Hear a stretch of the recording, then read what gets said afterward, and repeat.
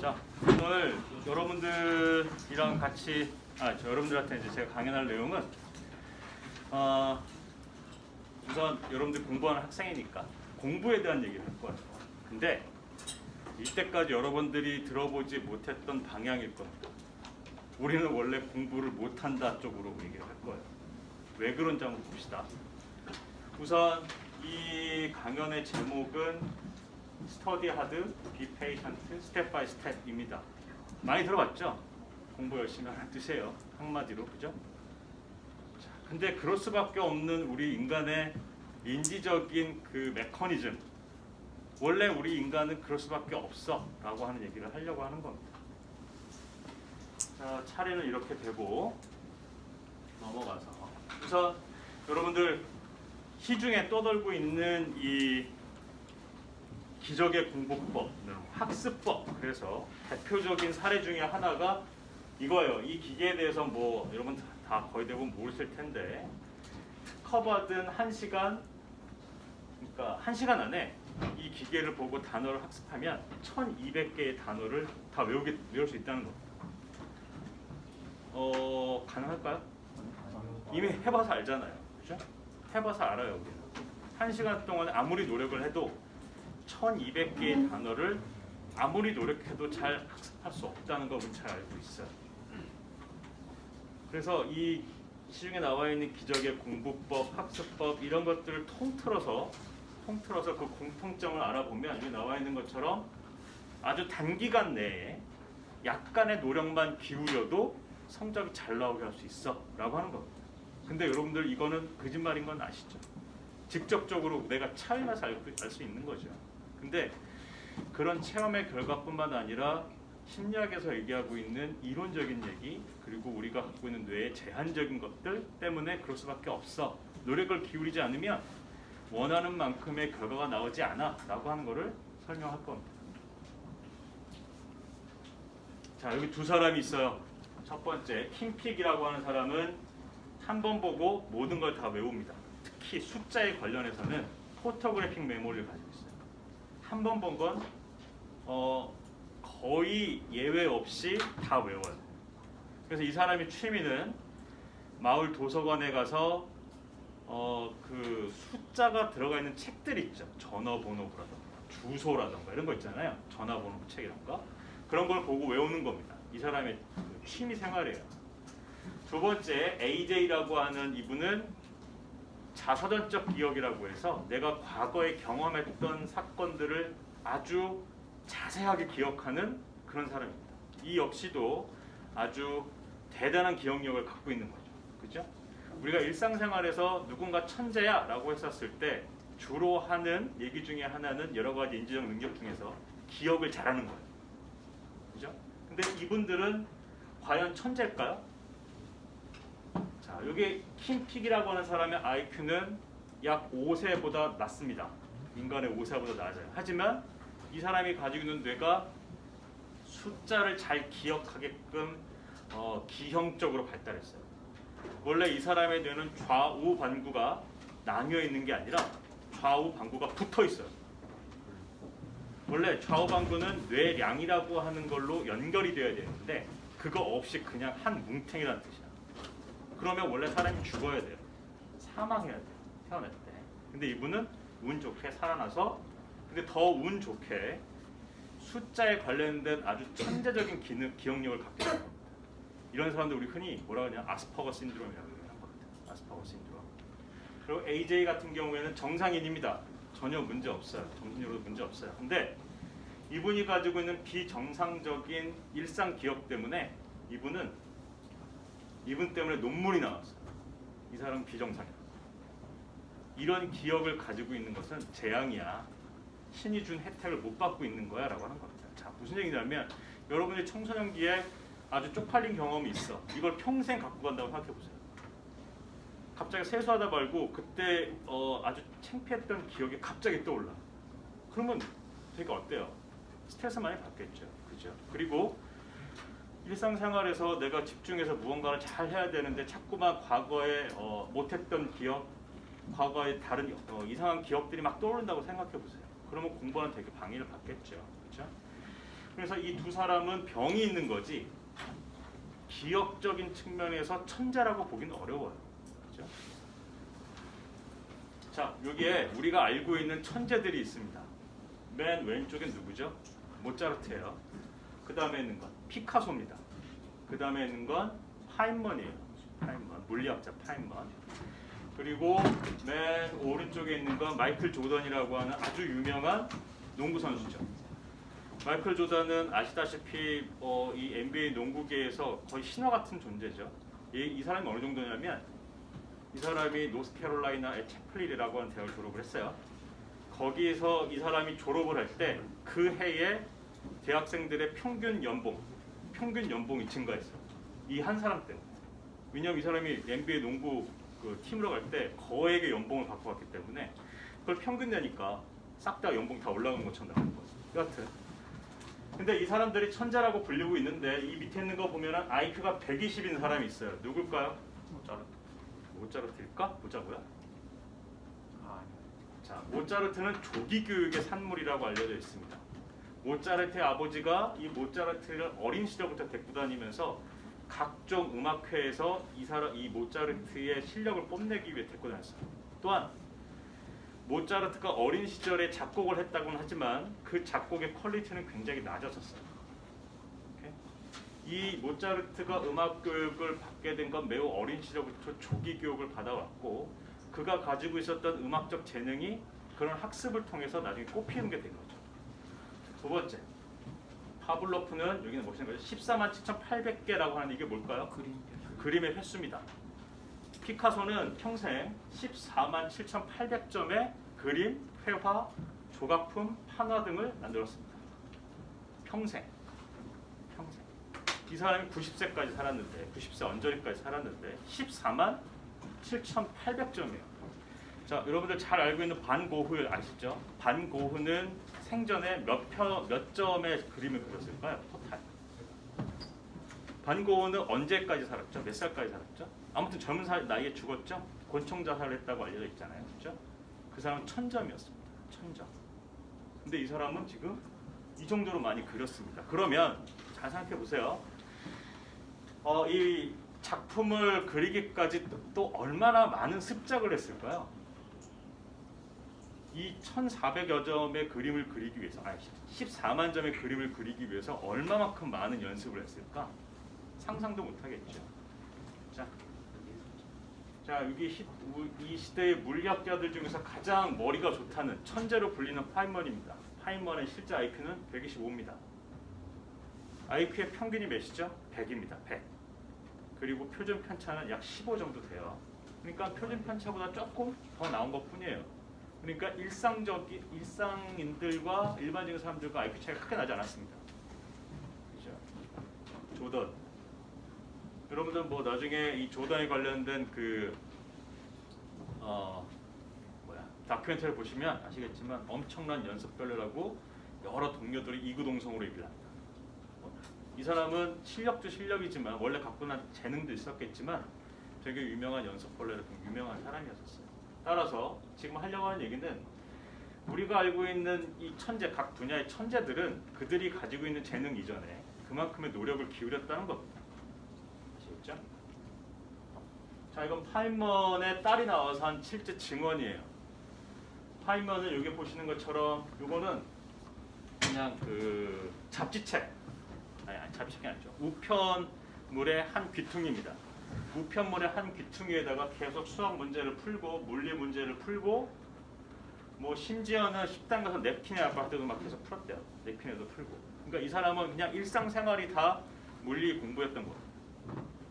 그리고 실제로 그의 딸이 이렇게 얘기하고 있죠. 그래도 저는 아버지가 정말로 열심히 했던 분으로 기억합니다. 이전에 나왔던 얘기는 많은 사람들이 이 사람은 타고난 천재야 라고 했지만 사실 그게 아니야. 니들 옆에서 못 봐서 그래. 내가 봤었을 때는 이 사람은 정말로 열심히 공부했다 라고 하는 겁니다. 자, 그래서 우리가 알고 있는 실제 공부를 잘한다고 알고 있는 이런 천재들마저도 완성된 재능이 아니었다는 겁니다. 타고날 때부터 갖고 있었던 게 아니야. 이들이 갖고 있었던 것은 원래 그들이 갖고 있던 원래의 재능에 알고 있는 것, 봤던 것처럼 오랜 시간 동안 연습을 하고 공부를 해왔기 때문에 그 재능이 꽃피운 거다라고 하는 겁니다. 자, 그래서 이 노력이라고 하는 것과 성적이 함수 관계인 이유를 전문용어로 인지심리학적인 이유를 대는 건데 쉬운 얘기는 밑에 있는 겁니다. 타고난 한계 때문에 그렇다라고 하는 겁니다. 우리가 가지고 있는 능력은 타고난 게 제한돼 있어 라고 하는 거죠. 자, 하나씩 보자고요. 어려운 거 아니에요. 우선 우리는 산만해요. 아시다시피 우리가 공부를 하려고 그러면 노는 소리, TV 켜져 있는 거, 그다음에 차 소리, 시계, 뭐 좀 이따 어디 가야 되는데 이런 머릿속으로 생각하는 것들, 그리고 이 부모님들의 주적이죠. 스마트폰 이런 것들을 다 우리 주변에 산재해 있죠. 현대의 학생들이 과거의 학생들에 비해서 공부를 더 집중하게 할 수 있는 환경이 절대 아닙니다. 아시다시피 현대는 너무 많은 것들이 유혹할 수 있는 것들이 너무 많죠. 그렇죠? 자, 한번 우리 잠깐만 눈을 감고 집중을 한번 해보자고요. 한 가지 생각에 집중을 해봐요. 눈을 감고 잠깐 집중을 해보자고요. 들어주세요. 자, 됐어요. 됐습니다. 자, 지금 눈을 감고 집중을 하다가 저 삑삑할 때 쳐다보는 사람이 있었죠. 눈 뜨고. 자, 지금 여러분한테 제가 집중해보세요 라고 했음에도 불구하고 옆에서 무슨 소리가 나니까 저쪽으로 주의가 옮겨갑니다. 우린 집중할 수 있게 태어난 사람이 아니에요. 우리가 가지고 있는 집중력이라고 하는 것은 외부의 물리적인 특이한 사건에 의해서 그 집중력은 뺏길 수 있고, 또한 내적인 상태에 의해서 뺏길 수도 있어요. 무슨 얘기냐면 집중을 하다가 아까 전에 내가 점심에 먹은 게 뭐였지? 라고 갑자기 생각할 수 있습니다. 그럼 아까 점심에 먹었었던 메뉴를 머릿속에 떠올려야 돼요. 우리는 집중할 수 있는 상태의 뇌를 갖고 있지 않습니다. 우리의 뇌는 변화에 굉장히 민감하게 디텍트하게끔 우리의 뇌는 그렇게 진화되어 있었어요. 오케이? 자, 그래서 과거에 1960년대에 미국에서 나온 개발품이에요. 발명품입니다. 아이솔레이터라고 하는 겁니다. 이걸 뒤집어 쓰고 있으면 산소를 저렇게 공급을 받으면서 집중해서 공부할 수 있다는 겁니다. 이 정도로 우리 인간은 외부의 물리적인 자극, 내적인 자극에 의해서 주의를 뺏길 수밖에 없어요. 우리는 원래 산만한 존재입니다. 원래. 오케이? 그래서 우리가 가지고 있는 주의라고 하는 시스템은 여기 나와 있는 것처럼 이렇게 포커스를 두고 그 포커스만 처리를 하는 그런 경향성이 있어요. 주의를 기울이지 않으면 정보를 잘 처리하지 않습니다. 주의 집중하지 않으면 기억하지 못해요. 주의 집중을 하지 않으면 내가 뭘 아까 했는지 전혀 떠올리지 못합니다. 한 가지 실험을 해볼까요? 여기 잘 보세요. 자, 여기 보시면 이 네모 안에 있는 사람이 이 트램폴린이라고 하죠? 방방 뛰는 거. 이걸 몇 번, 이 네모 안에 있는 흰색 티셔츠를 입은 사람이 이 안에서 몇 번 이 트램폴린을 뛰는지 한번 횟수를 세어보세요. 정확하게. 가급적이면 정확하게 꼭 한번 세보세요. 자, 보자고요. Well, can you focus? Here's a quick test. Your task is to ignore the people in the foreground and count, as precisely as you can, how many times the guy in the back jumps on the trampoline. 자, 이제 세어보세요. Ready? Go.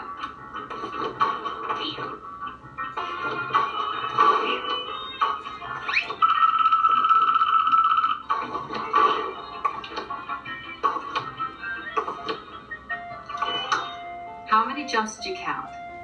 몇 번이죠? If you answered 11, congratulations. 몇 번이에요? 11번. 그죠? 자, 다시 한번 보세요. 이번에는 다른 걸 얘기할 거예요. 자, 이 안에서 지금 고릴라 나온 거 본 사람? 고릴라. 자, 여기 잘 보세요. 여기에 이제 좀 있으면 고릴라가 나올 거야. 보세요. How well can you focus? Here's a quick test. Your task is to ignore the people in the foreground and count, as precisely as you can, how many times the guy in the back jumps on the trampoline. Ready? Go. 보세요.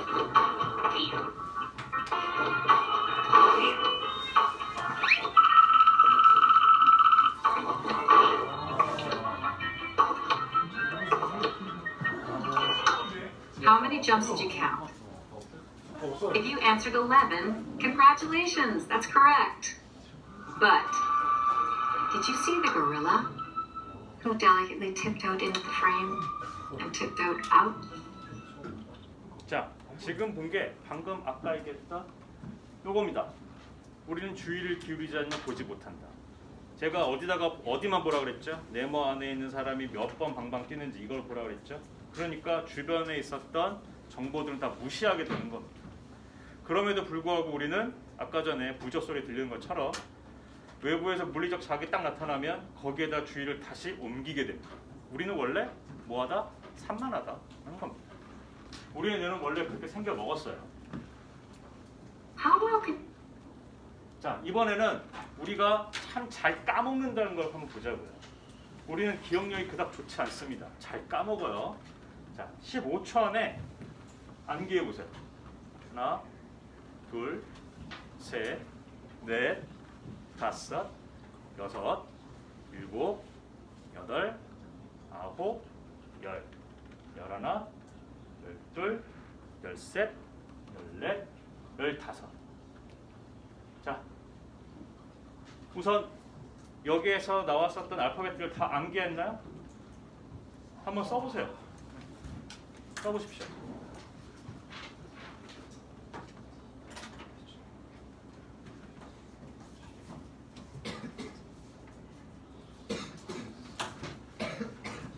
자, 아마도 다 암기한 사람도 있고 아닌 사람도 있을 겁니다. 하지만 정답이 나오는 확률은 매우 낮을 거예요.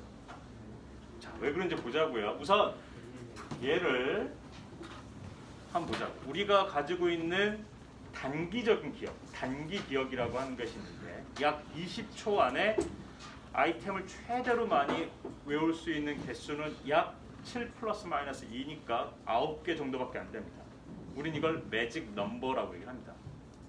여러분들이 가지고 있는 스마트폰 번호 010 빼고 나면 몇 자리죠? 8자리 이하입니다. 그죠? 자동차 자동차 번호판 몇 개죠? 많아봐야 7개입니다. 그죠? 왜 그렇게 됐을까요? 우리가 가지고 있는 단기 기억의 용량이 이거밖에 안 되기 때문에 그런 겁니다. 근데 아까 전에 나왔던 자극은 몇 개였죠? 굉장히 많았죠? 9개보다 많았을 겁니다. 자, 보세요. 하지만 이 자극을 나눠서 보는 거야. 칼, 얘는 우리나라 대한항공 약자죠. KGB, 과거 소련의 정보국입니다. DCU, 대구 카톨릭 유니버시티 약자고 CIA, FBI. 이렇게 한다면 하나, 둘, 셋, 넷, 5개만 외우면 되는 겁니다. 자, 이렇게 만드는 거 우리는 청킹이라고 해요. 분집화라고 얘기를 하고. 근데 우리는 원래 가지고 있는 단기적으로 저장할 수 있는 용량이 원래 작기 때문에 이렇게 조작할 수밖에 없어요. 정보를 조작해야 돼요. 그러지 않으면 한꺼번에 많은 자극들을 암기하기가 굉장히 어려워요. 그럼 이렇게 조작하기 위해서 뭐가 필요하죠? 이미 무언가를 알고 있어야 돼요. 내 머릿속에서 장기 기억 속에서 정보를 미리 가지고 있어야 돼요. 그게 바로 여기 나와 있는 것처럼 칼이 무슨 약자인지 알아야 되고 KGB가 무슨 나라의 정보국인지 알아야 돼요. 이미 내가 배경 지식으로 지식을 가지고 있지 않다면 이런 단기 기억의 한계를 넘는 그런 어떤 책략을 쓰는 게 굉장히 어렵습니다. 오케이? 여튼 우린 잘 까먹습니다. 아시는 봤던 것처럼. 자, 그리고 우리는 되게 잘 헷갈리는 장기 기억을 가지고 있습니다. 기억력을 가지고 있어요. 자, 여기 있는 단어들을 1초간 한번 읽어보세요. 문, 창틀, 전망, 유리, 집, 미풍, 창살, 열다, 세시, 명암, 커튼, 방충망, 창턱, 테두리, 덧문. 다 하나씩 봤죠? 자, 우리가 가지고 있는 장기 기억은 굉장히 견고하지 않습니다. 심지어는 외부에서 그러니까 누군가가 그 장기 기억을 조작하려고 그러면 조작할 수도 있어요. 자, 거기에 관련된 실험인데, 자, 사람들한테 이 동영상을 보여줬어요. 근데 동영상은 같은 동영상이야. 두 차가 와서 콩 붙는, 부닥치는 이런 동영상을 두 집단한테 보여줬어요. 그런 다음에 각각 며칠 있다가 다 불러가지고 그때 봤었던 동영상이 있었었는데 그 차가 와가지고 둘이서 콩 부딪혔어? 부딪혔어. 그때 그 두 차가 시속 몇 킬로밖에? 라고 물어봤어요. 한 집단한테는. 다른 집단한테는 두 차가 와서 꽝! 스매시! 꽝 부딪혔어. 시속 몇 킬로밖에? 라고 질문을 한 겁니다. 자, 이때 두 집단은 다 같은 동영상을 본 거야. 그럼에도 불구하고 접촉 사고가 났다라고 말한 집단 같은 경우는 시속 20, 30 이렇게 얘기를 하고 와서 꽝 부딪혔어 라고 말한 집단 같은 경우, 질문한 집단 같은 경우는 시속 60, 70, 80 이렇게 얘기를 했다는 겁니다. 같은 동영상을 봤는데 사람들은 왜 그렇게 다르게 생각할까요? 그렇죠? 우리가 갖고 있는 장기 기억은 별로 변고하지 않아요. 외부의 이런 유도 신문에 의해서 자기가 갖고 있는 장기 기억을 바꿀 수도 있어요. 또 하나가 더 있죠. 자, 여기 나와 있는 파레이돌리아 효과라는 게 있어요. 뭐 이런 게 있었대요. 옛날 송중기 여기 옆에 잘 안 보이지만 여기 보시면 사람의 얼굴이 있어요. 사람의 얼굴이 있고요. 그리고 여기 보시면 이게 뭘로 보이시죠? 곰으로 보이죠. 그리고 너무 유명한 사진이죠. 이게 뭘로 보이죠? 사람 얼굴로 보이죠. 그죠? 우리 사람은 내가 가지고 있는 지식을 기반으로 판단하는 게 아니에요. 그냥 눈 두 개, 코 하나. 동물 얼굴인데 눈 두 개, 코 하나. 그리고 저 입도 있네. 저거 내가 알고 있는 사람 얼굴이네. 라고 그냥 무의미한 정보로 파악해버려요. 아무 생각 없이. 별로 따져보지 않습니다. 이게 바로 우리가 가지고 있는 장기 기억의 지식을 우리가 적극적으로 활용하지 않는다라고 하는 하나의 또 사례가 됩니다. 특히 사람 얼굴을 알아볼 때, 동물의 얼굴을 알아볼 때 우리 뇌에 여기 보면 이 FFA라고 하는 영역이 있어요. 우측 오른쪽 뇌가 있는데 이게 이 뇌가 사람의 얼굴이라던가 얼굴 형상을 한 어떤 대상을 보게 되면 여기가 자동적으로 활성화돼서 그냥 이거 어떤 거야? 얼굴이야? 라고 파악을 해버립니다. 자동적으로. 별로 생각하지 않는다는 거죠. 여튼 아까 전에 봤었던 단어 목록에서 창문이라고 하는 단어가 있었을까요? 없었을까요? 있었다. 없었다. 자, 볼까요? 창문은 없었습니다. 오케이? 창문이라고 하는 단어는 없었어. 그죠? 왜 이런 간단한 실험을 했냐면 우리가 가지고 있는 장기 기억은 너무 잘 헷갈려요. 왜 그럴까요? 여기 있는 단어들은 다 창문을 가리키고 있어요. 의미적으로. 하지만 창문은 없었어요. 우리가 흔히 머릿속에서 헷갈린다 라고 하는 게 바로 이런 겁니다. 원래 우리가 갖고 있는 장기 기억은 이렇게 견고하지 않아요. 잘 헷갈리게끔 되어 있어요. 원래. 그리고 지금까지 슬라이드에서 뇌사진을 봤는지 안 봤는지 떠올려 보세요. 뇌사진이 있었을까요? 없었을까요? 있었다? 없었습니다. 보자고요. 뇌사진 아니죠? 두개골 사진입니다. 제가 일부러 뇌 얘기를 많이 했지만 실제로 뇌사진은 어디에도 없었습니다. 하지만 내가 뇌 얘기를 했기 때문에 여러분들 머릿속에서는 뇌에 관련된 영상이 떠올랐을 것이고 그 영상 때문에 장기 기억 속에서 뇌를 본 것처럼 떠올리게 될 겁니다. 왜? 우리가 가지고 있는 기억은 잘 헷갈리기 때문에 그렇게 하는 겁니다. 잘 헷갈리기 때문에. 자, 여기까지 한 내용을 잠깐 정리를 하면 우리가 가지고 있는 뇌는 원래 산만합니다. 그리고 원래 잘 까먹고 원래 기억한 것도 잘 헷갈려요. 자, 여기까지 이해하셨죠? 그래서 어쩌란 말이냐 하는 거죠. 자, 여기 미국의 2009년도인가에 기억력 챔피언이 있어요. 이 사람이 어느 정도로 기억을 잘하는지 한번 보자고요. 미국을 통틀어 최고의 기억력을 가진 챔피언. 당연히 로니를 만나려는 사람들이 많아졌습니다. 사실 로니는 오래전부터 기억력 전문 강사였습니다. When I call on you, give me a two-digit number. Any number that falls between 10 and 99. Any two-digit number. a two-digit number? 48. 48. Okay. 57. 모두 로니의 기억력을 확인하고 싶어합니다. 그래서 강의를 시작할 때면 로니는 먼저 주문을 합니다. If I asked you right now to say that 40-digit number forwards and backwards without looking at it, how many of you in here would agree with me that it might be a challenge for you to do that? 챔피언의 기억력을 반신반의하네요. Cheating. I believe that 40-digit number is 24322718368321481322 and then 325761 and then 87449399232071. Is that right?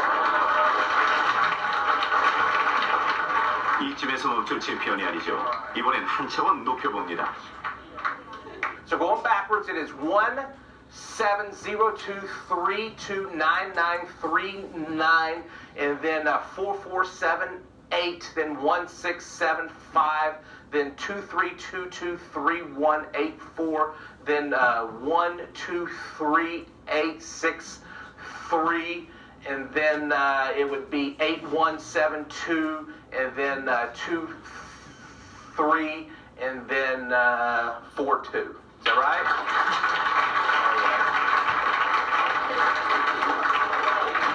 눈으로 보고도 믿기 힘든 Now, here's 능력입니다. the good news. The good news is that 17 years ago, 1991, when I was my freshman year of college, and this is not, it's not going to sound like good news initially, but it's good news. I got kicked out of college. Right. Thank you for the support. Appreciate that. I had a 0.9 GPA. All right. Yeah. Right. 얼마나 노력해야만 챔피언이 돼? 이 사람이 하루 종일 이제 이런 기억력을 갖기 위해서 하루 종일 연습을 해요. 하루 종일. 근데 그 부분 우리가 다 볼 수 없으니까 간단하게만 보자고요. 좀 심하게 연습을 해요.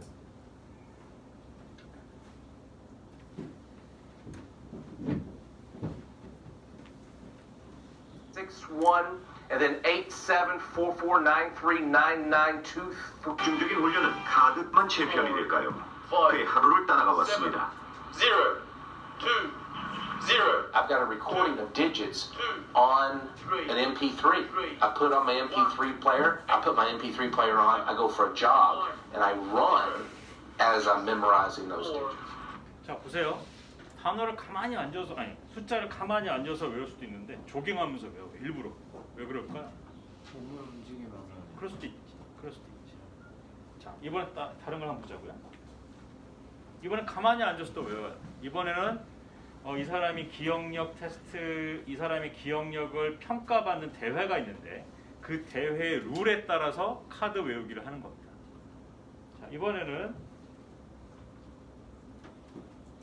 거꾸로 매달아서 해요. 이번엔 식당 가서 외우고 잠수하면서도 단어 카드를 외우는 거야. 숫자 카드를 외우는 거야. 자, 왜 그럴까요? 왜? 그리고 심지어 자기 여자친구네 집에 가서도 애들이랑 카드 외우는 게임을 하면서 놀아요. 이렇게. 근데 이 사람이 과연 대단한 무언가를 갖고 있는 사람이냐 그런 건 아닙니다. 그냥 지금 본 것처럼 하루 종일 카드 외우는 훈련을 하는 거야. 여러 가지 상황에서. 여러 상황에서.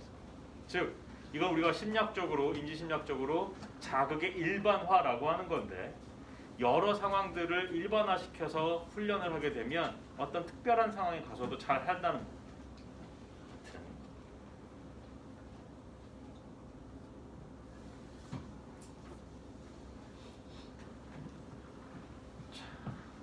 그러면 여기서 본 것처럼 기억력 챔피언도 이렇게 하루 진종일 연습을 하는데 우리 같은 그 기억력을 전문으로 하지 않는 사람들은 어떻게 될까요?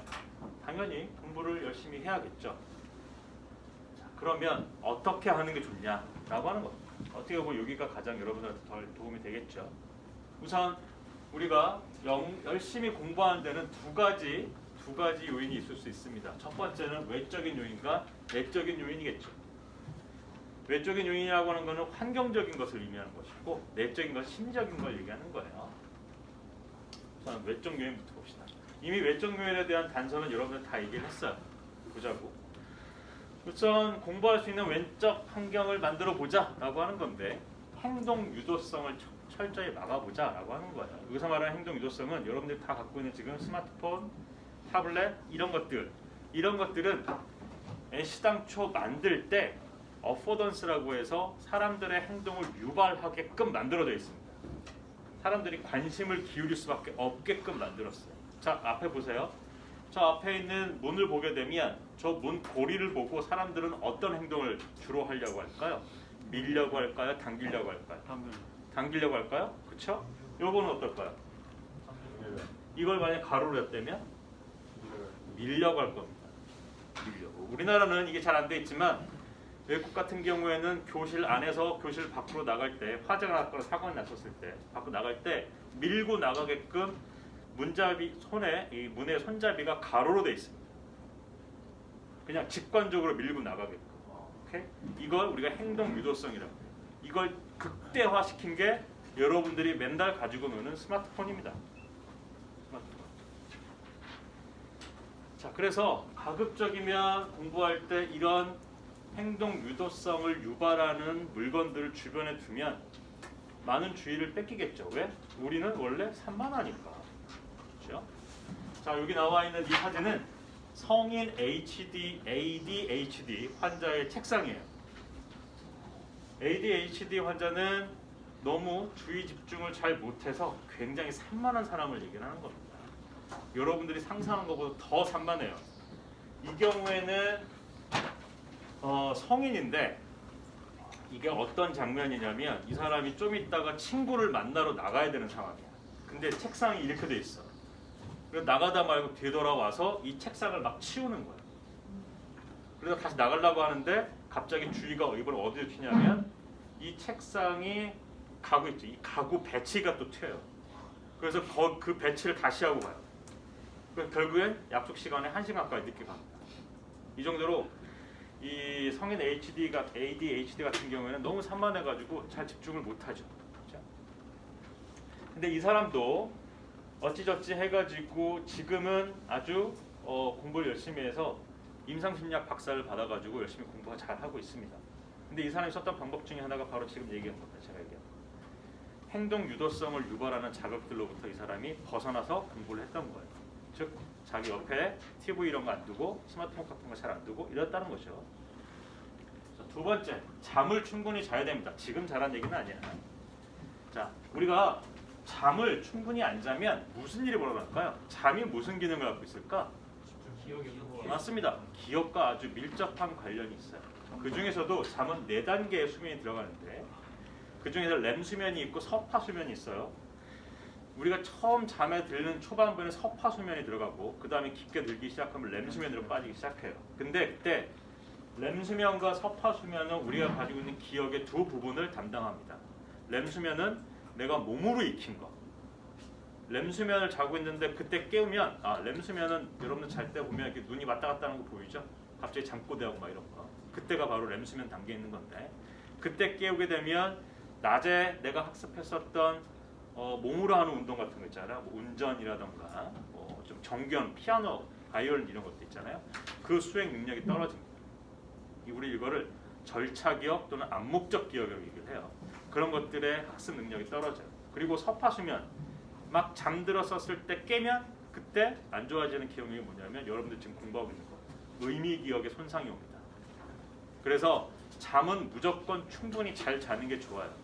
오케이? 그래서 여러분들 나중에 수능 보기 전에 매번 뉴스에서 얘기하죠. 잠을 충분히 자세요 라는 얘기를 많이 할 겁니다. 그래서 그러면 당연히 따라 나오는 질문 여기서 있죠. 몇 시간이나 자야 됩니까? 라고 하는 겁니다. 이거는 평균적으로 7, 8시간 자면 됩니다. 근데 여러분들은 뭐 이미 그거보다 훨씬 더 적게 자고 있겠죠. 좀 있으면 고3, 고2죠 지금. 그래서 그런 부분은 되게 안타깝죠. 거기에 대해서 내가 뭐 어떻게 할 수가 없어요. 자, 이번에는 음악 듣는 것도 가급적이면 안 듣는 게 좋다라고 하는 겁니다. 물론 여기에 대해서 반론을 제기하는 사람들이 꽤 있어요. 난 수학 문제 풀 때 음악 들어도 상관없던데? 이런 겁니다. 근데 그 사람들을 데려다가 음악을 들으면서 특히 가사가 있는 음악을 듣게 하면서 국어 문제, 영어 문제를 풀게 하면 많이 틀립니다. 왜 그럴까요? 우리가 가지고 있는 뇌는 자기가 쓰는 모국어는 무조건 처리합니다. 무조건 자동적으로. 그러면 우리 뇌가 가지고 있는 제한된 처리의 용량이 있는데 그 용량에서 일부분을 가사 처리에 써버려요. 공부할 때 모두 다 쏟아 부어야 될 용량을 가사 처리의 일부를 써버린다는 거예요. 그러면 공부할 때 필요한 용량이 부족하겠죠. 그러면 공부하셨을 때 나오는 효과가 떨어진다는 겁니다. 그러면 가급적이면 가사 없는 음악을 들으면 되지 않을까? 라고 한다면 들어도 되긴 하는데 문제는 그만큼 또 뺏긴다는 겁니다. 우리의 뇌는 어떤 패턴이 있는 양상에 굉장히 민감하게 반응합니다. 우린 이미 봤어요. 아까 전에 보였죠?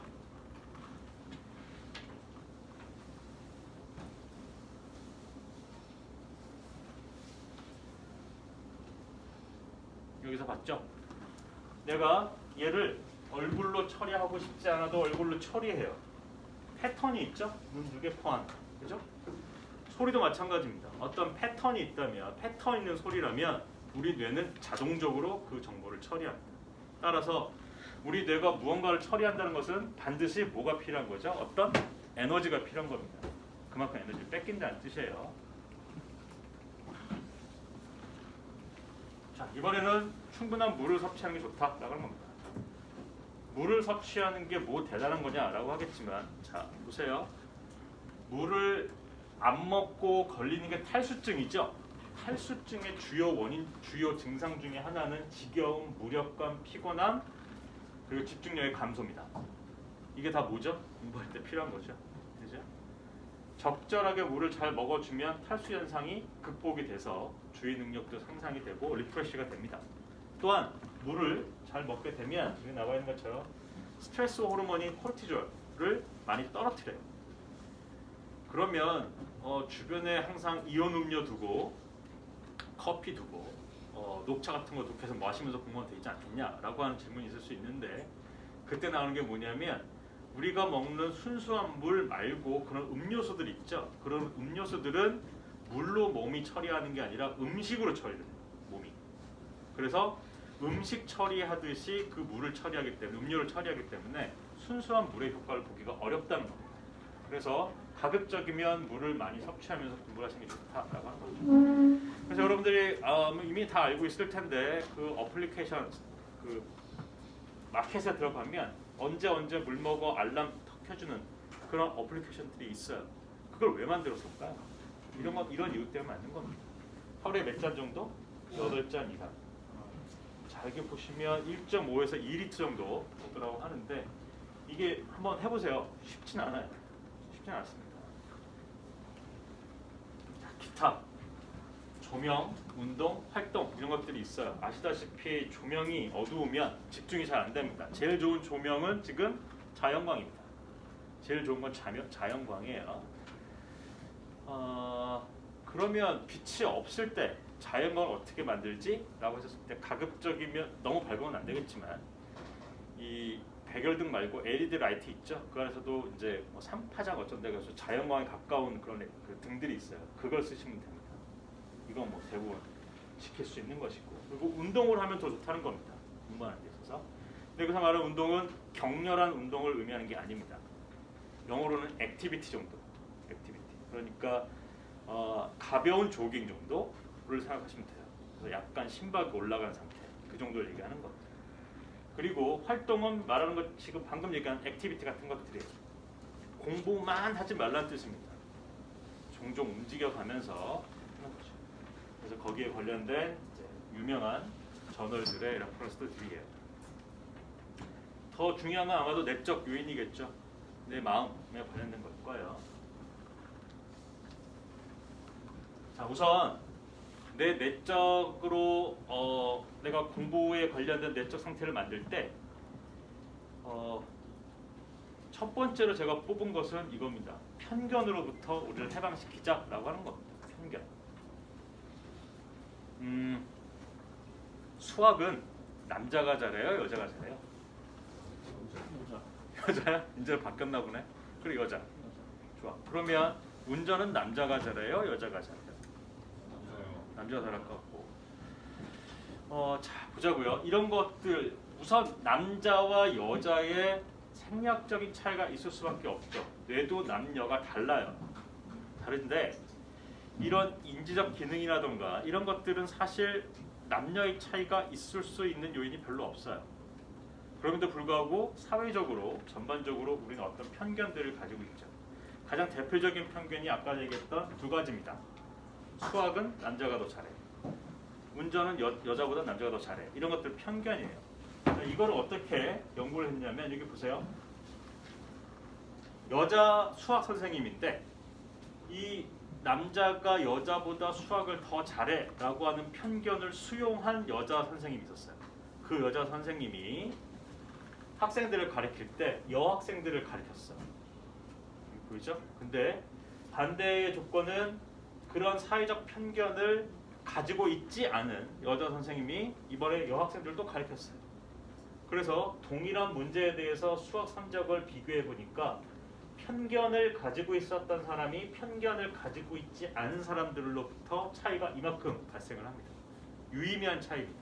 이 얘기는 여러분들이 공부를 배울 때, 여러분 여학생들이 아니기 때문에 이런 얘기가 잘 와닿지는 않겠지만 공부를 가르치는 수학 선생님이 여선생님이고 그 여선생님이 남자가 여자보다 수학을 더 잘해라고 하는 편견을 수용하고 있는 사람이었다면 여학생들의 수학 성적이 나도 모르게 떨어진다는 뜻입니다.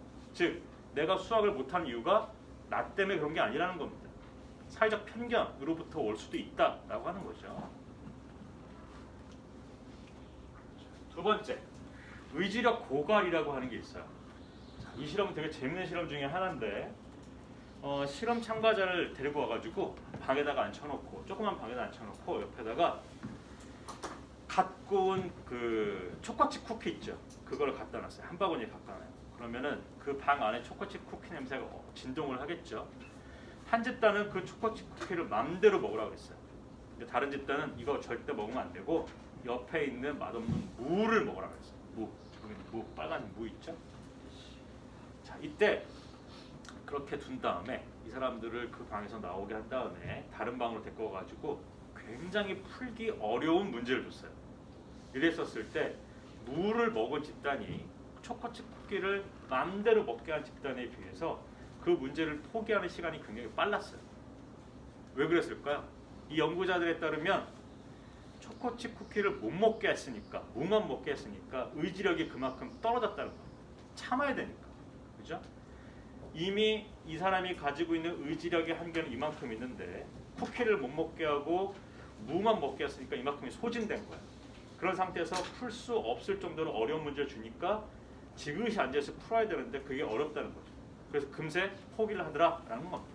그래서 여러분들이 공부를 하기 이전에, 특히 여러분들이 싫어하는 공부를 하기 이전에 뭐 저는 각자 있겠죠. 누구는 수학을 싫어할 거고 누구는 영어를 싫어할 겁니다. 별로 좋아하지 않을 수도 있겠죠. 그 지원에는 가급적이면 의지력을 떨어뜨릴 수 있는 활동을 하지 않는 게 좋다라고 하는 겁니다. 가급적. 그럼 제일 좋은 게 뭘까요? 휴식을 취하는 겁니다. 가만히 앉아서 명상을 한다던가 아니면 간단한 액티비티를 한다던가 이런 식으로 해서 나의 의지력을 고갈시키지 않는 게 중요하다라고 하는 겁니다. 근데 그게 아닐 수도 있다는 연구도 있어요. 의지력 고갈 이런 거 없어 라고 하는 겁니다. 근데 이 사람들의 연구 결과는 한마디로 얘기하면 이겁니다. 의지력의 한계를 믿고 있는 사람만 자아 고갈 결과가 나타나고 그런 게 어딨어? 무시하는 사람들. 의지력의 고갈 같은 건 없어. 사람이 가지고 있는 의지력의 한계는 없어 라고 주장하는 사람, 그렇게 믿는 사람한테는 이런 효과가 전혀 없었다는 겁니다. 자, 두 가지의 경우를 장점만 따가지고 우리가 기억하면 돼요. 의지력의 고갈을 하지 않게끔 내 의지력을 충분히 충전시키고 공부를 한다거나 또는 의지력 한계 자체를 믿지 않는 겁니다. 한계는 없다라고 생각하고 공부에 임하게 되면 그만큼 득을 본다라고 하는 겁니다. 자, 그리고 인지심리학적으로 공부를 하는 인지 기능은 작업 기억이라고 하는 거에 기반을 둡니다. 자, 작업 기억이라고 하는 건데 이게 복잡한 얘기니까 다 넘어가고 작업 기억은 여하튼 우리가 머릿속으로 생각을 할 때 주로 작동하는 인지 기능이에요. 근데 얘는 이 기능은 외부에서 내지는 내적으로 이 기능을 저지하는 어떤 생각이 떠오르게 되면 기능이 점점 느려져요. 자, 하나의 예를 보자고요. 이 실험은 어떤 실험이냐면 어르신들을 데리고 와서 지금부터 한 집단에 있는 어르신들한테는 지금부터 젊은 친구들이랑 같이 단어 외우기 시합을 할 겁니다 라고 했어요. 그리고 나서 제한 시간 내에 단어 외우기 시합을 하고 나중에 성적도 젊은이들이랑 같이 비교를 하는 거예요. 오케이? 이거를 우리는 나와 있는 것처럼 위협 조건이라고 해요. 위협 조건. 그리고 다른 한 집단은 따로따로 어르신들은 어르신들끼리, 젊은이들은 젊은이들끼리 할 거예요. 어르신들은 그래서 젊은이들과 경쟁할 필요 없어요 라고 위협하지 않았어요. 자, 두 집단에 있는 어르신들 나중에 시험을 봤더니만 성적이 이렇게 나왔어요. 자, 보면 위협 조건, 즉 어르신들이랑 청년들이랑 같이 시험 보고 같이 학습하고 시험 봤었던 조건 같은 경우에는 영거 젊은이들의 성적과 어르신들의 성적 차이가 이만큼 납니다. 근데 그렇지 않은 조건, 즉 어르신들끼리 따로 볼 거예요. 어르신들끼리 따로 시험 보고 따로 공부할 겁니다. 위협하지 않은 조건 같은 경우는 청년들과 거의 비슷한 정도의 결과가 나왔어요. 이분들이 특히 더 공부를 잘했던 사람이 아닙니다. 두 집단에 있는 어르신들은 IQ, 학력, 성별 싹 다 맞춘 거예요. 비록 다른 사람도 있지만, 자, 여기서 오로지 차이가 나는 건 뭐죠? 위협했느냐, 위협하지 않았냐 차이입니다. 위협을 함으로 해서 내가 머리를 쓸 때 내가 왜 쟤들이랑 같이 경쟁을 해야 되지? 늙은이들이 어떻게 청년들이랑 단어 외우기 시작해서 이길 수 있을까? 이런 식이 어때? 계속 침습적인 생각이 떠오른다는 겁니다. 그래서 공부할 때 필요로 한 작업 기억의 용량을 침습된 생각이 자꾸만 깎아먹는 거예요. 그래서 자기 실력이 안 나왔다는 거예요. 오케이? 그래서 가급적이면 우리 공부할 때 작업 기억 용량을 줄일 수 있을 만한 잡생각을 하지 않는 게 중요하다라고 하는 겁니다. 근데 그게 쉽지 않죠. 왜 그럴까요? 계속 반복적이하지만 우리는 참 산만하고 참 잘 까먹고 참 잘 헷갈리는 뇌를 가지고 있어서 그렇다는 겁니다. 그럼 이걸 극복하려면 어떻게 될까요? 공부하는 것 자체를 트레이닝 해야 돼요. 누구처럼? 아까 챔피언처럼. 오케이? 이번엔 동기에 관련된 겁니다. 자, 이 동기는 너무 개인차가 심해요. 어떤 사람은 같은 일을 하더라도 다른 동기로 접근을 하겠죠. 그렇죠? 하지만 일반적으로 심리학에서 얘기하는 내적 동기는, 그리고 이런 것은 어떤 예제 동기는 우리가 선천적으로 가지고 있는 동기라고 생각하고 있어요. 첫 번째는 유능감이에요. 두 번째는 자율성이고 세 번째는 사회적 관계성이에요. 쉬운 얘기로 하면 나는 유능해. 내가 선택한 것을 내가 잘할 수 있어. 가 자율성이고, 세 번째 사회적 관계성. 내가 이걸 잘했었을 때 친구들이 많이 생길 거야. 나의 동료들이 많이 나한테 격려를 해줄 거야. 이 세 가지가 원래 인간이 가지고 있는 심리적인 선천적인 욕구입니다. 동기예요. 그래서 이게 충족이 되는 쪽으로 사람의 행동이 돌아간다는 겁니다. 근데 아주 불행한 얘기지만 이런 동기조차도 없는 사람이 있다는 얘기를 듣긴 들었어요. 근데 그런 경우는 아마도 이런 경우에 해당이 될 겁니다. 바로 학습된 무기력이라고 하는 겁니다. 여러분은 나중에 대학을 가가지고 심리학 개론이라고 하는 수업을 듣게 되면 반드시 나오는 개념 중에 하나가 학습된 무기력입니다. 우리가 가지고 있는 무기력감은 원래 갖고 태어난 게 아니에요. 학습됐다는 겁니다. 학습됐다는 거. 자, 보자고요. 여기 한 가지 실험이 있어요. 두 마리의 쥐가 있는데 이쪽 쥐, 왼쪽에 있는 쥐는 우선 실험 세팅 먼저 설명해 드릴게요. 이 두 마리 쥐가 묶여있는 이 실험 세팅은 레버를 누르지 않으면 계속 전기 충격이 나와요. 바닥에서. 그래서 되게 따끔따끔한 전기 충격이 나오는 거야. 그러면 쥐 입장에선 굉장히 공포스러운 상황이죠. 이 상황을 벗어나기 위해서 쥐는 앞에 있는 레버를 눌러야 돼요. 그러면 전기 충격이 오는 시간이 지연돼요. 가령 한 번 누르면 20초간 전기 충격이 오지 않는 거야. 그럼 20초 있다가 다시 전기 충격이 오겠지? 그럼 뭐 해야 되죠? 또 눌러야 되는 거야. 하루 진종일 만약에 실험을 한다고 했었을 때 얘가 전기 충격을 안 받으려면 어떤 짓을 해야 되죠? 계속 레버를 누를 수밖에 없어요. 그죠? 근데 문제는 옆에 있는 주예요. 이 옆에 있는 주는 레버를 아무리 눌러봐야 여기 선이 없어요. 전기 충격을 끊을 수 있는 통제력이 없어요. 단 옆에 있는 주와 연결이 되어 있어서 얘가 레버를 누르지 않으면 얘는 계속 충격을 먹는 거야. 얘가 레버를 눌러야만 얘도 충격을 먹지 않는 겁니다. 오케이? 이 오른쪽에 있는 주는 상황을 통제할 수 있는 어떤 여력이 전혀 없는 거예요. 그래서 무슨 일이 발생했을까요? 그 무기력감을 학습하게 됩니다. 내가 아무리 뭘 해도 나는 그냥 전기 충격을 받는구나 라고 하는 겁니다. 그래서 나중에 이 쥐를 해부를 해봤어요. 그랬더니만 이 소화기관이 가장 스트레스에 약하죠. 그래서 뭐가 위 속에다 궤약이 생겼어요. 궤약. 이렇게 이게 쥐만 그런 게 아니에요. 강아지도 이랬고 토끼도 이 학습된 무력감이 생겼고 심지어 사람도 학습된 무기력감이 생깁니다. 그래서 여러분들이 잘 알고 있는 우울증 있죠? 우울증. 우울증의 경우는 학습된 무기력이 아주 켜켜이 쌓여서 나온 정신적인 질환 중에 하나입니다.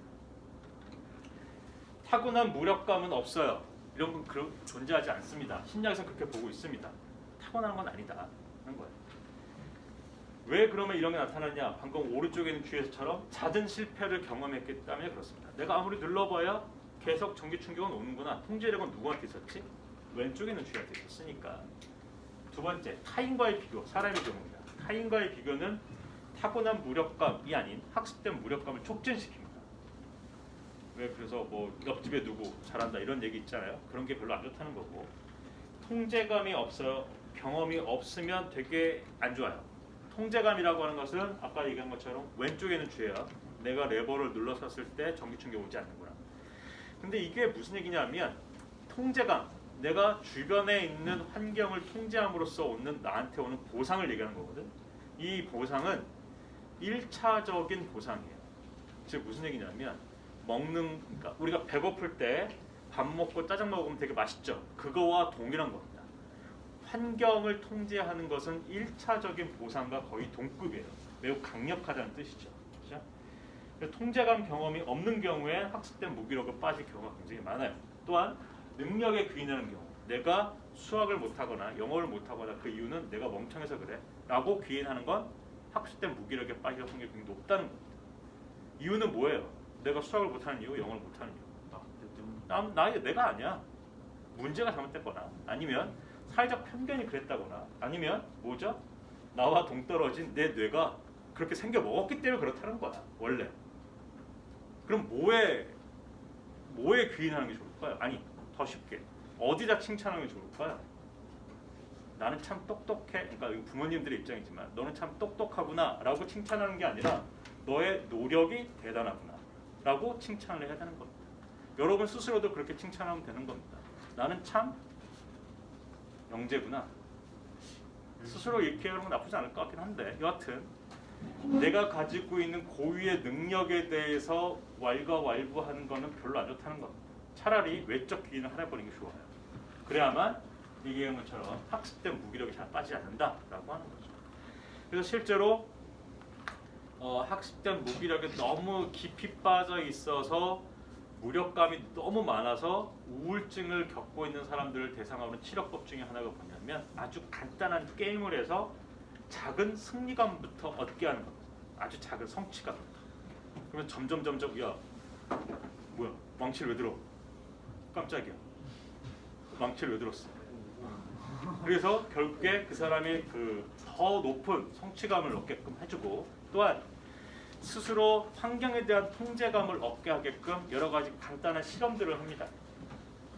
이런 치료 세션 같은 거 집어넣고 또는 사이코 드라마 이런 것들을 해가지고 통제할 수 있다고 하는 경험들을 서서히 늘려가는 거죠. 그래서 자신이 유능하다고 느끼게 하는 게 동기에서 매우 중요하다고 하는 겁니다. 스스로 그렇게 생각하셔야 됩니다. 자, 여기 나와 있는 제목이 이거 시험에 나오나요? 라고 하는 교내에 건데 있는 카타르시스 학생들은 도서관 3층으로 와주기 바랍니다. 다시 한번 알립니다. 교내에 있는 카타르시스 학생들은 도서관 3층으로 와주기 바랍니다. 카타르시스가 원래 2학년 뭐지? 조 5편 2층 교무실 오기 바랍니다. 2학년 조 배설이라는 5편 뜻이죠? 2층 교무실 오기 바랍니다. 배설팀은 항상 일로 오시는 뜻이네. 카오스는 원래 무슨 뜻이지? 그렇지, 혼동인데 그러니까 어원이 어디야? 뭐죠? 카오스. 하품입니다. 하품. 하품할 때 입안이 어떻게 돼요? 텅 비죠? 텅 빈 상태를 우리가 카오스라고 얘기를 하죠. 방금 방송이 저가 불러가지고. 그러니까요. 자, 여기 나와 있는 이 제목, 이거 시험에 나오나요? 라고 하는 제목은 제가 처음에 교수로 임용됐었을 때 수업 시간에 받은 질문 중에 하나. 대학생으로부터 이거 시험에 나오나요? 그러니까 우리나라 교육이 여러분 다 경험하고 있겠지만 교육이 되게 입시 위주로 하기 때문에 정해진 틀을 주죠. 이런 틀에서 이렇게 공부해라고 하는 겁니다. 근데 대학에 들어오게 되면 이 틀이 다소 완화가 됩니다. 자율성을 준단 말이야. 그랬었을 때 그 자율성 중에 하나는 뭐가 있냐면 시험 범위를 대략적으로 가르쳐줘요. 1에서 4챕터까지만 봐. 끝! 알아서 공부해. 이거예요. 근데 학생들은 이제 그게 익지 않으니까 몇 챕터에서 무슨 문제 위주로 나오나요? 이렇게 없잖아요. 대학에서. 그렇죠? 그래서 거기에 대해서 질문을 처음 받았을 때 굉장히 충격을 많이 받았어요. 근데 이걸 나중에 생각을 하면서 가만히 생각해 보니까 자 보세요. 공부를 안 해본 사람은 없죠. 다 공부를 해봤으니까 대학까지 왔겠죠. 그죠? 근데 했지만 결과가 좋지 않아서 실패를 반복적으로 경험해가지고 나중에 유능감이 떨어져가지고 더 이상 공부하지 않는 케이스가 발생을 하게 됩니다. 주변에 이런 친구들 많을 겁니다. 자, 그러면 이때 이런 동기 상태를 가지고 있는 친구들을 어떻게 극복시켜야 되느냐라고 했었을 때 아까 이전 슬라이드에서 나왔던 것처럼 비슷하게 하자면 우선 부정적 피드백이라도 정보 제공 피드백을 주게 되면 유능감은 높아집니다. 그래서 무슨 얘기냐면 보세요. 수학 문제 10번은 틀렸어. 그러면 땡. 그건 10번 정답은 4번이었는데 1번이야. 이게 끝이라는 거야. 이게 아니라는 거야. 이렇게 피드백을 주면 안 된다는 거야. 왜 1번이 맞는 건지 그 정보를 준다면 부정적 피드백이라도 학습된 무력감으로 빠지지 않게끔 유능감을 줄 수 있다는 겁니다. 그래서 여러분들이 공부를 할 때 스스로에 대해서 피드백을 줄 때 에이씨 틀렸네 이게 아니라 틀린 이유 그 이유에 대해서 좀 더 탐구하는 쪽으로 피드백을 주게 되면 훨씬 더 효과적일 수 있다는 겁니다. 오케이? 그리고 자기가 선택한 과제를 성공적으로 해야 된다. 이거는 우리나라 교육 현실에서 조금 쉽진 않습니다. 어떤 거냐면 내가 하고 싶은 공부를 내가 선택해서 내가 더 파고들고 싶어하는 챕터를 더 많이 봐서 거기에 대해서 공부하는 겁니다. 이건 쉽지 않겠죠. 그죠? 나중에 대학 이후에 할 수 있는 공부들이겠죠. 자, 물질적 보상이 없어지는 순간부터 소거학습이 일어나가지고 보상은 학업에 대한 뇌물로서 작용한다라고 하는 겁니다. 말은 어렵지만 별거 아닙니다. 여러분들 중간고사, 기말고사 성적이 잘 나왔어요. 그럼 부모님들로부터 어떤 보상을 받을 수 있겠죠. 그때 부모님들이 주시는 많은 보상들이 대개는 물질적인 것들이죠. 그죠? 그게 별로 안 좋다는 겁니다. 이유는 그 물질적인 것과 연합되어 있던 긍정적인 그 감정이 물질과 연합이 돼서 그 물질이 그다음부터 없어지게 되면 그 긍정적인 보상감이 점점 약화된다는 겁니다. 그래서 그걸 우리 소거라고 얘기를 해요. 그럼 어떻게 되느냐? 이건 뭐 여러분들 부모님들한테 해야 될 얘기긴 하지만 물질적 보상을 비물질적 보상으로 대체시켜줘야 됩니다. 그게 무엇인지는 부모님들이 알아서 해결해야 됩니다. 이유는 여러분들이 원하는 비물질적 보상이 무엇인지 여러분들이 너무 잘 알기 때문입니다. 오케이? 물론 물질적 보상이 필요 없다는 소리는 아니에요. 어느 정도 필요하지만 그 물질적 보상을 비물질적 보상으로 대체시켜줘야 돼요. 그게 뭔지는 여러분들 스스로가 나중에 부모님들이랑 상의를 해서 알려드려야 됩니다. 오케이? 자, 기타 이거 웃자고 써놓은 겁니다. IQ 올리는 방법이 있는데 여러분들은 이미 끝났어요. 여러분들 이미 끝났어. 여러분들 나중에 결혼을 해서 자녀를 낳게 되면 이 방법을 택하면 어느 정도 올릴 수 있어요. 보자고. 첫 번째는 모유를 먹여라. 모유를 먹이게 되면 약 4점 정도 상승을 합니다. 오케이? 자, 낮은 경제적 지위의 아동들에게 초기 교육 개입 프로그램에 참여하게 되면 약 6점 정도 향상한다. 유치원 좋은데 보내라 라고 하는 겁니다. 오케이? 근데 이전에 전제 조건이 있어요. 여러분들이 참 못 살아요. 정말 사회 기초연금 알죠? 기초연금만 받을 정도로 못 사는 집에서 자녀를 낳았을 때 그 애를 반드시 이 프리스쿨 그 프로그램에 집어넣어라라고 하는 겁니다. 그리고 세 번째, 아이와 상호작용하면서 책을 읽어줘라. 그럼 6점 향상한다는 겁니다. 이거는 영화 보게 되면 자주 나오죠. 특히 외국 영화 보게 되면 침대 그 머릿맡에서 엄마 아빠가 책을 읽어주면서 애를 재우죠. 그걸 하라는 겁니다. 네 번째, 정규교육 이전에 프리스쿨, 유치원 이걸 경제 집안의 경제력을 떠나서 무조건 보내랍니다. 그러면 평균 6점 상승한다. 다 합치면 몇 점이죠? 22점이죠? IQ 평균은 100이야. 이것만 해도 122까지 올릴 수 있다는 겁니다. 근데 IQ와 그러니까 IQ와 공부 잘하는 거의 그 상관관계 그게 유의하냐 무의하냐 아직도 논쟁이에요. 아직도 명확하지 않습니다. 아직도. 하지만 여하튼 기본적인 그 삶의 윤택성이 높아질 수 있기 때문에 이런 걸 지켜보세요라고 하는 겁니다. 자, 이 얘기를 하면서 제가 보시면 좀 뭐랄까 좀 사이비 같은 느낌 안 들어? 그래서 사이비가 아니라는 걸 얘기하기 위해서 여기 보시면 퍼스펙티브 원 사이콜로지컬 사이언스라고 하는 건데 이 저널이 우리 업계에서는 그 사이언스라고 하는 페이퍼 알죠? 그거만큼 유명한 데입니다. 그래서 굉장히 공신력 있는 결과다라고 하는 겁니다. 자, 마지막으로 여러분들이 어떻게 보면 제일 관심을 기울일 만한 거죠. 효과적 공부법입니다. 어떻게 공부하면 더 효과적일까라고 하는 겁니다. 이거를 여러분 학교 그 선생님들 앞에서 얘기를 했는데 이걸 다 사진 찍어 가셨어요. 우선 이 효과적 공부법을 연구한 사람들이 얼마나 공신력 있는 연구 집단인지는 요 밑에 이 저널로 지금 표시를 하고 있어요. 여기도 굉장히 유명한 저널 중에 하나입니다. 이 사람들이 어떤 연구를 했냐면 과거 30년 동안 학생들의 공부하는 방법을 다 모아가지고 그 안에서 일종의 교통정리를 한 거야. 그래가지고 가장 효과를 많이 본 공부법만 선택을 해온 겁니다. 그게 10가지가 있는데 근데 내가 지금 말 살짝 잘못했어. 이 10가지가 다 효과적이라는 뜻이 아니에요. 다 종합해 보니까 10가지 정도로 학생들이 공부를 하는데 이 중에서 별 표시한 것만 효과적이라는 겁니다. 이해했죠? 그럼 나머지 효과 없느냐? 효과가 있는데 얘만 못해 라는 뜻입니다. 자, 8번째 거 보자고. 8번째 게 뭐냐면 연습 시험을 보기라고 하는 겁니다. 여러분들 중간고사, 기말고사 외에도 모의고사도 보고 가끔 퀴즈도 보고 막 그러죠. 그게 바로 이겁니다. 연습 시험을 보고.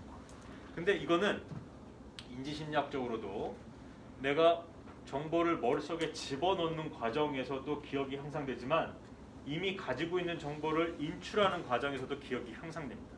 즉 시험을 자주 보면 자주 볼수록 효과는 더 극대화돼요. 실험 하나 볼게요. 여기 있는 실험은 세 집단을 나눠가지고 시험을 쳐봤어요. 한 집단은 자, 어떻게 실험을 했냐면 세 집단한테 지금부터 시험 보기 전에 1시간을 줄 거야. 이때 네가 공부를 더 할 거니 아니면 모의고사를 볼 거니 선택하라 그랬어요. 그랬더니만 한 집단 SSSS 집단은 공부를 하겠다 그랬어. 근데 대부분의 학생들은 1시간의 여유를 줄 테니까 공부할래 시험 볼래 그러면 대부분 공부할 겁니다. 책 한 번 더 볼래요 라고 하겠죠. 여하튼 공부만 한 집단이 있었고 그 다음에 이게 PTT가 테스트예요. 시험을 본 집단이 있었어요. 시험을 많이 보면 볼수록 시험을 보고 난 다음에 5분 지났었을 때 모의고사를 보고 5분 지났었을 때 시험을 보니까 다시 시험을 보니까 여기 보시는 것처럼 공부를 1시간 동안 한 집단이 그렇지 않은 집단에 비해서 성적이 좀 더 좋았어요. 즉 이게 뭐죠 지금? 초치기, 분치기 효과가 나타나는 거야. 당일치기 효과가 여기서 딱 나온 거예요. 근데 이 사람들을 고스란히 일주일 후에 다시 시험을 봤어요. 그랬더니만 공부를 한 집단의 성적이 가장 낮고 시험을 많이 본 집단이 성적이 가장 좋았어요. 즉 여러분들이 나중에 수능 시험을 본다고 했었을 때 수능을 당일치기 할 수는 없겠지. 하지만 지금도 꾸준히 공부를 하면서 어떤 식으로 공부하기 좋다? 내 스스로 테스트를 하는 게 좋아요. 퀴즈 보는 거. 저도 그렇게 공부합니다. 저도 학생들한테 PPT를 만들기 이전에 PPT를 만들고 이 PPT에 해당되는 퀴즈를 내가 내요. 서너 문제씩. 물론 나는 같은 내용을 여러 번 반복적으로 가르치기 때문에 이미 다 반복 훈련을 해가지고 잘 알고는 있지만 새로운 과목을 가르칠 때는 특히 더 그런 방법을 씁니다. 더 잘 기억하기 위해서. 그래서 공부할 때 조금 귀찮지만 스스로 그 문제집을 하나하나씩 내서 그 문제집을 갖고 다니면서 때때로 막 오가면서 물론 그 버스 타고 오거나 지하철 타고 오나 이럴 때 보라는 얘기입니다. 오케이? 그러면 연습 시험의 효과를 충분히 많이 볼 수 있다라고 하는 거죠. 그리고 두 번째 분산의 연습하기예요. 분산학습이라고 하는 건데 이건 이미 여러분들이 초, 중, 고등학교 다 하고 있는 겁니다. 월요일은 수학만 하고 화요일은 영어만 하고 그건 안 그러죠. 시간 나눠서 공부를 해요. 근데 잘 보세요. 우리 아까 전에 우리가 가지고 있는 기억은 잘 헷갈린다 그랬어? 헷갈리지 않는다 그랬어? 헷갈린다 그랬죠. 그러면 비슷한 공부를 연달아 하는 게 좋을까? 아니면 좀 띄엄띄엄 하는 게 좋을까? 띄엄띄엄 하는 게 좋아요. 오케이? 영어 공부를 했으면 수학 공부를 하던가 미술 공부를 하던가 음악 공부를 하고 그 다음에 좀 쉬었다가 다시 공부를 하기 시작하는 겁니다. 절대 유사한 공부를 연달아서 1시간 이상 하면 안 좋아요. 원래 우리는 잘 집중 못해요. 성인의 경우 1시간 이상 집중하는 건 거의 없어요. 되게 30-40분이에요. 30-40분. 오케이?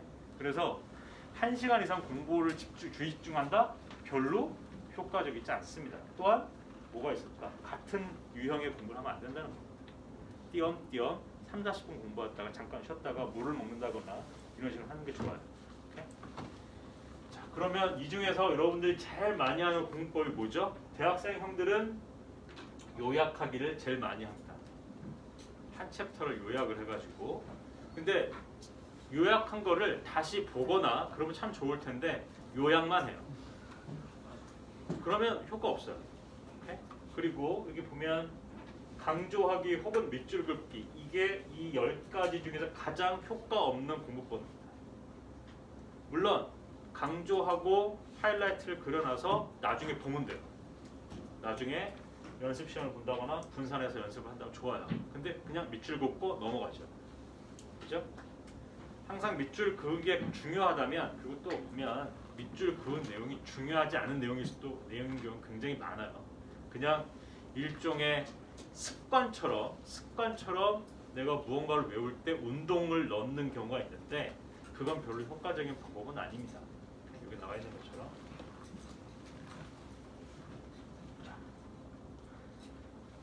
그래서 이번 강연의 핵심은 지금까지 얘기한 것처럼 우리 뇌는 원래 공부를 잘한다 못한다. 잘하는 쪽이 아니다. 따라서 우리는 뭘 해야 된다? 앞에 나와 있는 것처럼 스터디 하드, 비 페이션트, 스텝 바이 스텝으로 가야 된다. 그런 겁니다. 거기다 추가하자면 이렇게 공부하면 좋다라고 하는 게 첫 번째 뭐였죠? 연습 시험. 연습을 많이 해봐야 된다. 시험을 많이 봐야 된다. 모의고사를 자주 보라는 뜻이 아닙니다. 내 스스로 문제를 내서 그 문제를 자주 풀어보는 것. 내 머릿속에 있는 기억하고 있는 내용을 자꾸 확인해보는 과정이 중요하다는 거야. 그리고 가급적이면 유사한 공부를 연달하지 마라. 1시간 간격으로 다른 공부들을 바꿔가면서 하라라고 하는 겁니다. 자, 강연 여기까지고 자, 여기에 대해서 질문, 어떤 질문에도 상관없으니까 질문하세요.